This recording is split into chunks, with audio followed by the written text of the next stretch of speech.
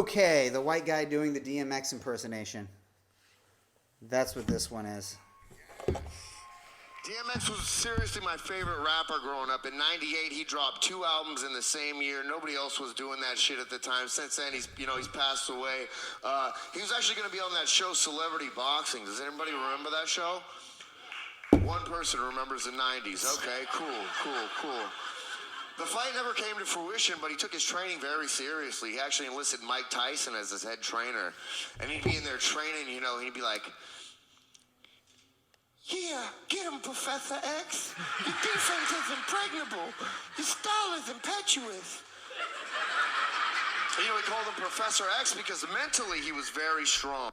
Can I just say, Mike Tyson would beat the shit out of him if he heard him doing that voice. Hey, Mike, can I do my impression in front of you? Like, Mike Tyson doesn't sound like a sick 8-year-old. Like, he has a lisp and kind of a high-pitched voice, yes. But, like, he doesn't talk like a dainty little girl. Damon Wayans told the story that he was in a restaurant because I guess Keenan on Living Color did Mike Tyson. And then and he thought that he was his brother. And then he's like, "There he is, get him." See, even that's not even close. Words, but I would say it's better. I would say so? It's better.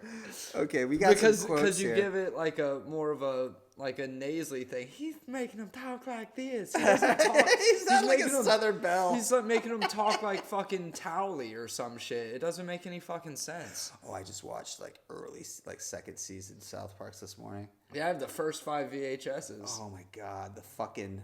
Because it's funny because he does. I want to do an Australian voice for you when he does it. Because I do an Australian voice too. I just don't do it on stage often. But my big inspiration for my Australian voice came from South Park, where he's like, "I'm gonna go wrestle that snake and stick more thumb up its butthole." It was the one, and it was the same episode where the guy was frozen in 1997, and they thawed him out like 3 years later. But he's like, we have to keep him in his a familiar environment, or he'll lose control. And they stick him in a glass room that plays like Ace of Base, and it's got like a Fargo poster. And that's it? Yeah, and these tourists roll by, and it just goes, "Oh, that she wants is another baby." And he's sitting on a bed. It's fucking great, dude. Oh, God.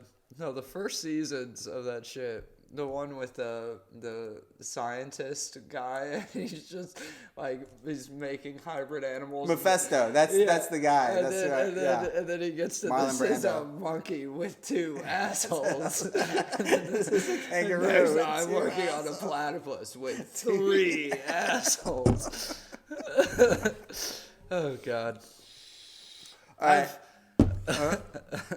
That's so funny, just recounting episodes of South Park. The amount of episodes of like Come Town and shit where they just sat there for 10 minutes and thought about Simpsons bits and shit like that.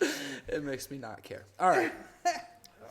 AOX, this is not how Professor X. This is not how Mike Tyson His talks. Professor X joke is so bad. It's very, very, Oh, God, this is so bad. It's funny that he thought he wanted a crowd to both understand DMX reference. and X-Men references? Plies and Professor X. Like, he expected both. Here's the thing about references that nobody understands. The explanation of the reference is an opportunity to write more. It can also completely kill the reference, but it all depends on how confident you are, in my opinion, on how confident you are that the reference will be got. Is the joke good enough? Very true. Is it worth it? Very true. Alan Ivermectin did very well at Shoebox. You were there at Shoebox. Yes, I was. I don't know why I'm telling you. Yeah. I don't think you can explain that reference. I think either you get it or you don't. I was so nervous because I would say it's at like a 30-70 hit miss rate, 70 miss, but I just like because that's joke. Based on an actual event. So much. I know that reference because I watched that ESPN, that 30 for 30. I saw some documentary about Allen The 30 Iverson. for 30 about Allen Iverson was very good. Yeah. That's how I get that reference. He changed culture in basketball. Yeah. Altogether. Yeah, no. I mean, all those documentaries are great. All right, let's get back to this. Wrong. but his footwork was non-existent. Okay, we got to do that joke again. Yeah. You know, we called him Professor X because mentally he was very strong, but his footwork was non-existent. 3 X-Men fans in the whole. Okay, all right, cool. See, another thing of just 3 or 2 or Okay, 1. so Professor X is a character in X-Men who's in a wheelchair. And he has high level telepathic abilities. So he's mentally strong. But he can't walk. His footwork is for shit. He doesn't have footwork.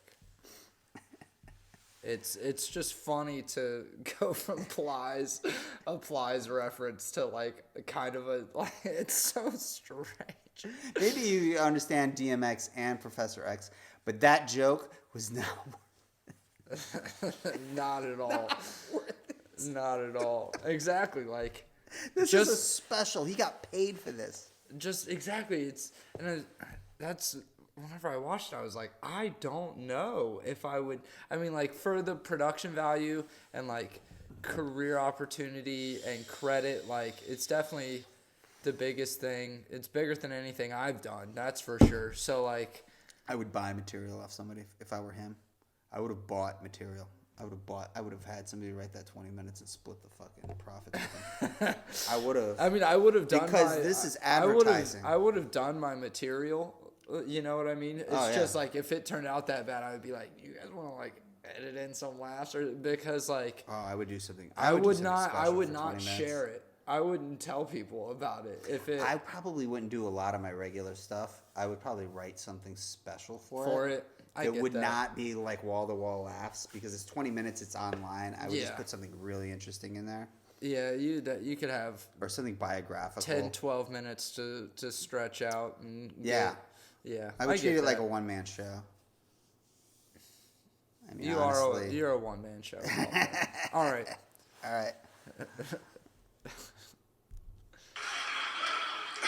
Now you got.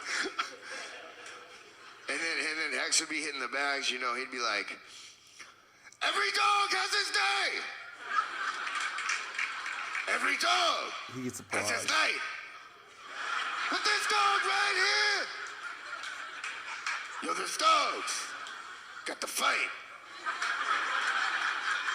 And Mike would be like, yeah, I wish you had children so I could stomp on their fucking testicles. He's like, hey, yo, bitch. I really appreciate you talking about my kids like that. Dog. Come on! What? So he says that he was in jail in this clip. Do you know how much this must have killed in jail? What? Yo, because fucking people would be like, yo, do your DMX. Oh. His DMX is really fucking good.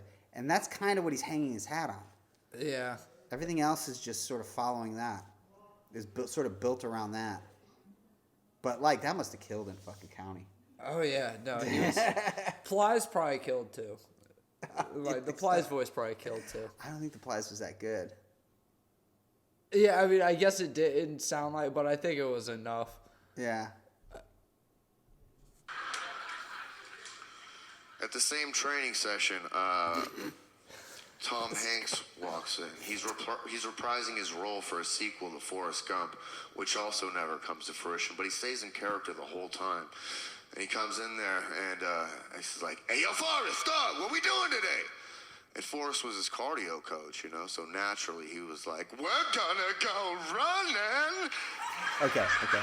Okay, and then Robert De Niro walks in, right? And then DMX is like, yo, are you Robert De Niro? And Robert's like, hey, you. And then he's like, are you talking to me? You talking to me? You talking to me? See anybody else? Must be talking to me. Hey, Robert, am I doing? Then he's like, hey, Robert, am I doing good? Am I doing good? Then he's like, a little bit. And then Christopher Walken comes in, and X is like, hey, yo, Chris, you got the time? And Christopher Walken's like, no, my watch is stuck up my ass. What this fucking training session needs is more cowbell. And then Ronald Reagan walks into the gym. But Ronald Reagan is like he's there to remodel the gym, right? I thought you were gonna say he's there to distribute crack to the gym. No, but Don Rickles walks in and just calls him the N-word. No, Ronald Reagan comes in and he goes, and he's gonna remodel the place with his friend, his Russian friend, Mr. Gorbachev, and then he's like, Mr. Gorbachev, tear down that wall. I got a list here. Got a list of movie quotes if you want any. And then Ricky Bobby comes in, or Will Ferrell comes in. He's doing Talladega Nights 2 now. And Yeah. he's all just like, you gotta shake it and bake it in order to. I don't know, man. It's so fucking. Hey, can I just say, at no point does Forrest Gump have Parkinson's. Like, he straight up is just like, oh, I got a guy running. Like, he's like. Then Tom Cruise walks in and he goes, you haven't paid your bills here at the gym. So you haven't paid your membership fee. Show me the money. And he goes, but while you're at it, why don't you go use the speed bag? Because I got the need for speed. And then somebody didn't like what song they were playing, so they go and change the tunes to help change the energy. And Chris Tucker walks in and is like, don't you ever touch the black man's radio. Touch black man's radio. You understand the words that are coming out of my mouth? He keeps doing it too. We just did like 10 minutes of that, dude. I think we could do. I think you should really consider that Ronald Reagan. Riffed 10 minutes. I think you should really consider that Ronald Reagan. I don't know if he would get the reference. He'd be like, "Oh, 3 Reagan fans? Okay." Anybody know who Ronald Reagan is? Oh wow, 3 Reagan fans. Yeah, he only fucking destroyed my entire fucking community. Yeah, I know who Ronald Reagan is. Oh God. And you black folks know who Ronald Reagan is? Yeah, no. Black folks, just so you know, black people don't like coleslaw. You know what else they don't like? Ronald Reagan. You guys know who Ronald Reagan is, right?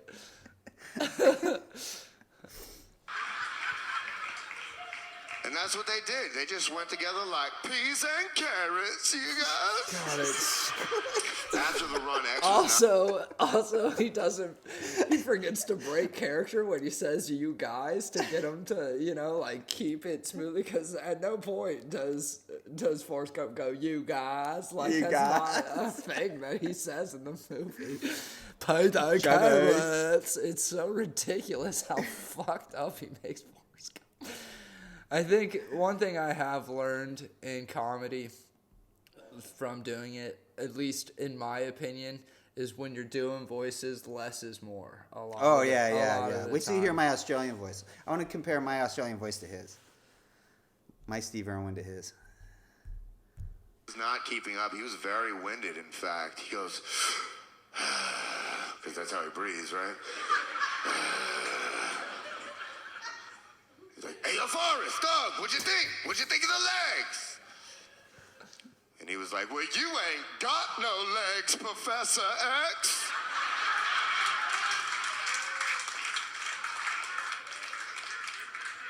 Same training session, the crocodile hunter walks in, Steve Irwin, and he's like, crikey, mate, that's crazy fast hand speed. That's real nice.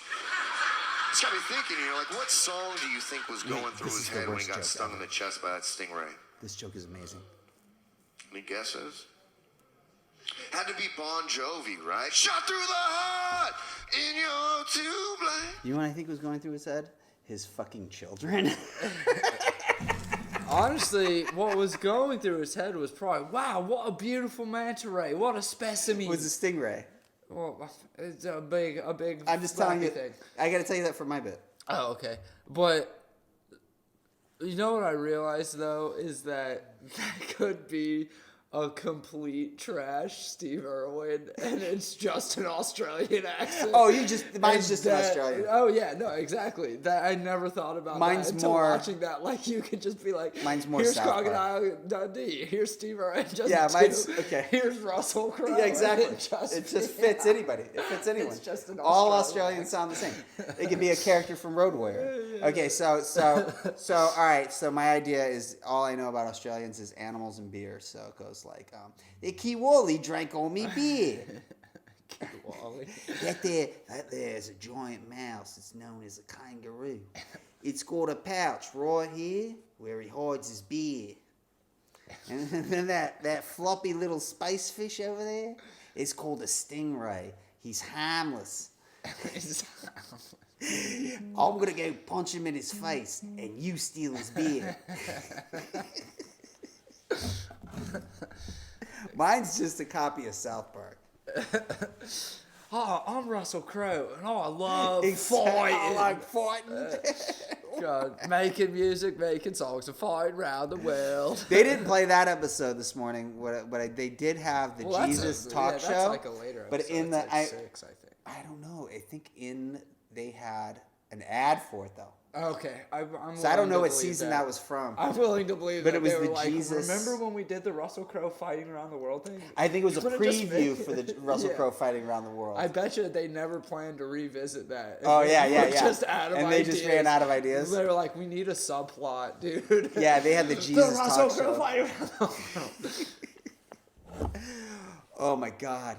What songs do you think was That going is true. through That Steve Jesus Irwin's? talk show, they finished that bit. Didn't they? Kind of were like, I feel like we've gotten everything we need to get out of that because they could have just kept that going. I feel like. Or what? The more Jesus call-in show. Oh, like, yeah. I feel like there's chances of that never getting old. Oh, yeah, I ain't got no legs. Quarantine. Correct. Tell that joke again. Tell that joke again in case I cut it's- the other part out. It's since I didn't quarantine, but what I did something called quaranting, where I converted to Muslim, and I do half a eighth of blow a day, and pray to the east. Okay, so and the teen is a reference to a Coke. It's a 16th. Okay. Which is half an eighth. So okay, so that's like almost a little less than 2 grams. Yeah. Okay. But what's really funny is he in my day I heard about people doing drugs, and he get $100 a gram, and he says $100 a gram, and I'm like, dude, it's been 20 years. Fucking hasn't inflation hit? Dude, no. And then I figured out, oh, he gets shitty cocaine. If somebody, he must be, dude, there's no way that you could brag about getting cocaine and then say $100 a gram. Because even me, like, the 3 times that I've gone about getting cocaine, it was 60. Well, 20 or 15 years ago, when I was very familiar with cocaine, it was uncut and you could get $100. Oh, exactly. A gram. Nowadays, and we get it for 80. Nowadays, it's cut with B12 Or people and all got it kind for and 80. baby formula and shit like that. Oh, like, yeah, fentanyl. Yeah. I wouldn't touch that shit with a 10-foot fucking pole. Yeah. I wouldn't touch that with his dick. So My a favorite- 10-foot pole. He's home. Yeah, he's got He's it. home. I get big dick energy from him. There's got that confidence. the confidence the confidence it takes. in that Forrest Gump. The confidence it takes to do comedy that bad on a special that fucking at least 2,000 people are gonna fucking see online. Holy fucking shit! You Can gotta I have a cock. wait? You Did we gotta have bring a up hog his on you. opener? I do want to also. What? Which part? Never mind. Red box and chill. No, yeah, we got enough of it. Red box. That's my favorite joke from him. Is if a girl wants to hang out while she's having her period, does that make it red box and chill? And he did his classic. A period doesn't stop nothing but a sentence. Yeah, dude, that pun's been around. I got a joke that's got that No, pun. exactly. No, that's literally what I was gonna say. Is it just a joke? I have heard people. That's just a thing that people say. Yeah, this is what I did with that pun. I saw the R. Kelly. I don't do this anymore because you'll figure out why. It's just dated. But I still love this joke so much. I'm so proud of this joke. So I saw the R. Kelly documentary, and it was revealed that he was illiterate, and which makes sense because if you look at the genius of Trapped in a Closet was the fact that it's just like one long run-on sentence because R. Kelly is not a fan of periods. That's my because they were so young. Yes, because they were children. They were prepubescent, the girls that he groomed. Oh, I'm watching a documentary on Lifetime about Playboy. Oh, it's like 10 parts, right? About half. Don Cornelius, like, apparently kidnapped, like, according to these ladies, women with a Y. Kidnapped 3 fucking women with a Y. Well, it's just a joke because it's just such a feminist. By the term lady? I don't know. I don't know. There was a scene in it where he gets into an argument on Dick Cavett with these feminists, and he calls them girls, and they're like, "Excuse me, we're women." Okay. Well, girls and lady is a little different, but yeah, I know. Still, Jesus, just but trying to. It's a find PCU something. reference. Anyways, Don Cornelius, host and creator of Soul Train, apparently allegedly kidnapped 3 women, Playboy bunnies, tied them up, and just raped them for days. And it just now came to light. Is he alive? I'm guessing he's. I think he's dead now. Yeah, I was about to say, I'm guessing he's dead, or else there would probably be heat. I mean, apparently, the only thing I've really heard from it is that Hef, of course, is like a controlling creep, which. You kind of should have seen that. He is. Yeah, you kind of should have seen that coming. But apparently he fucked an animal at some point. Oh, I can't wait. I know Linda Lovelace. Apparently bestiality comes into play. I know they watched Linda Lovelace. They either filmed her there or they watched the film there. Sammy Davis Jr. met Linda Lovelace there and they watched a film of Linda Lovelace having sex with a dog. I know that. Well, Hef could have partaken in a similar act, apparently. Gotta see a movie called Star 80, man. I gotta recommend that fucking movie if you're interested in this It's Playboy shit. It's an A24 production, so. It's fucking Eric Roberts plays. We talked about this before, I think, on the show a long time ago. Dorothy Stratton, the murder of Dorothy Stratton. But what the movie posits is that this guy that killed Dorothy Stratton was pretty much, his idol was Hugh Hefner. He was just a low-grade Hugh Hefner who wanted to be Hugh Hefner, and when he couldn't do that, he shot his wife in her. Keister. I'm just kidding. I think it was the face. All right.